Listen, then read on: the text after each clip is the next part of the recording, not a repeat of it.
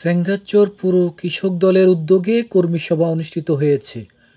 গত ৬ এপ্রিল রবিবার বিকাল ৫টায় চাঁদপুর মতলব উত্তর জীবগাঁ সেঙ্গাচর পুর কৃষক দলের কর্মী সভায় প্রধান অতিথি হিসেবে বক্তব্য রাখেন ব্যারিস্টার ওবায়দুর রহমান টিপু, যুগ্ম সম্পাদক, কৃষক দল কেন্দ্রীয় কমিটির সহ-সভাপতি।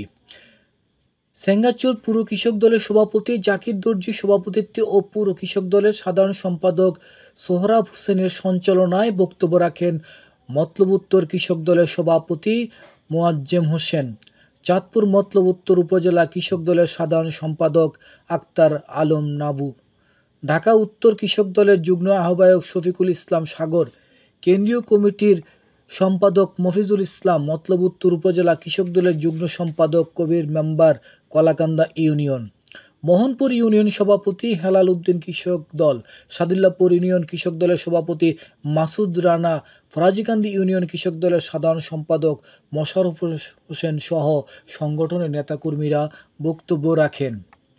এই সময় ব্যারিস্টার ওবায়দুর রহমান টিপু বলেন, আমরা কৃষক দল করি জনগণের জন্য, জনগণ যাতে কৃষি সেবা এবং তাদের অধিকার পায় সেদিকে আমরা খেয়াল রাখব। যারা কৃষি থেকে বঞ্চিত তাদের নাম কৃষি অফিসারের বরাবর জমা দেওয়ার জন্য অনুরোধ করেন।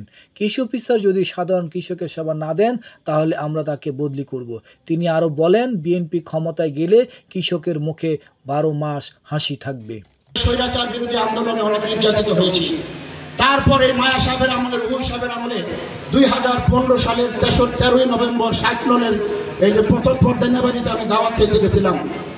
সেখানে এই গুন্ডা মায়ার সন্ত্রাসীরা, আওয়ামী ছাত্রলীগের সন্ত্রাসীরা তৎকালীন মতলব উত্তর থানার ওসি সহ নেতৃবৃন্দ আমাকে আক্রমণ করার পর চারিদিকে ঘেরাও করে যারা ওই সময় দাওয়াতে গেছিলেন এই 16 সাইক্লোন আজকে মারা গেছেন।